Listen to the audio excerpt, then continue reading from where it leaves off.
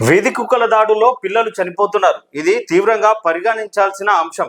గణాంకాలు కాదు, చర్యలు కావాలి. నియంత్రణకు వారంలోగా కమిటీ ఏర్పాటు కావాలి. హైకోర్టు ఆదేశాలు. అయితే గత కొద్ది రోజులుగా, అంటే కొన్ని సంవత్సరాలుగా జరుగుతూ ఉన్నది. గత కొద్ది రోజులుగా ఇది తీవ్రంగా కనపడతా ఉన్నది.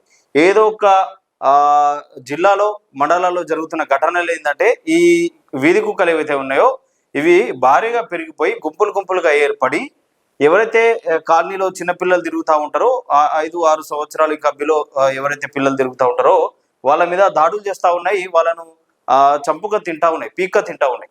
మరి దాడికి గురైన వాళ్ళు హాస్పిటల్కి తీసుకెళ్తే అక్కడ చికిత్స పొందుతూ చనిపోయిన పిల్లలు కూడా ఎక్కువైపోయింది. అయితే ఇక్కడ ప్రభుత్వం స్పందించకపోవడంతో హైకోర్టు స్పందించి చెప్తా ఉన్నది, గణాంకాలు కాదు, వాటి నియంత్రణకు ఏ విధమైన చర్యలు తీసుకుంటున్నారని చెప్పేసి హైకోర్టు ప్రశ్నిస్తూ ఉన్నది.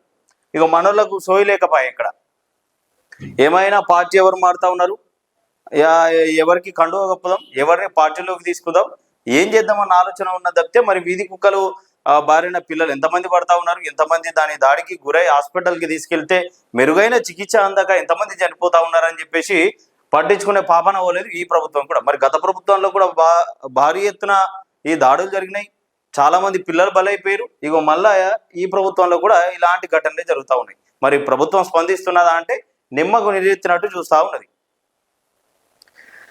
వీధి కుక్కల నియంత్రణకు ఏం చేశారన్న విషయంపై గణాంకాలు కాదని, భవిష్యత్తులో ఇలాంటి సంఘటనలు జరగకుండా ఏం చర్యలు తీసుకుంటున్నారన్నదే అవసరమని హైకోర్టు స్పష్టం చేసింది. ఒకవైపు పిల్లలు చనిపోతుంటే మీరేమో కౌంటర్ దాఖలు చేశాం, జూబ్లీ హిల్స్ లో 350,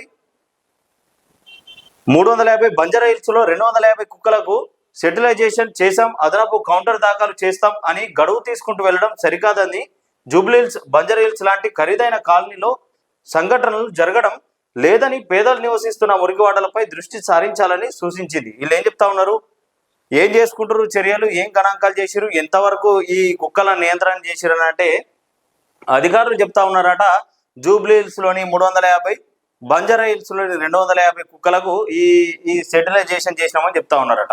అంటే ఈ తెలంగాణ రాష్ట్రంలో ఉన్న ఈ రెండేనా, ఇటు జూబ్లీ హిల్స్, బంజారా హిల్సేనా? గ్రామాలలో, జిల్లాలలో, మండలాలలో పేద పిల్లలు ఉంటారు కదా, వాళ్ళు ఎంత మేరకు బలవుతా ఉన్నారు?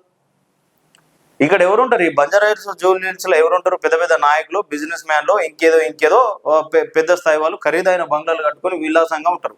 మీరు అక్కడ చేసినామంటే మరి మురికివాడల సైడు, గ్రామాలలో ఉన్న వాళ్ళ పరిస్థితి ఏంది మరి? సో ఇగో ఈ విధంగా ఎప్పుకొస్తున్నారట హైకోర్టు అడిగితే, జూబ్లీ హిల్స్, బంజారా హిల్స్ అని చెప్తా ఉన్నారు.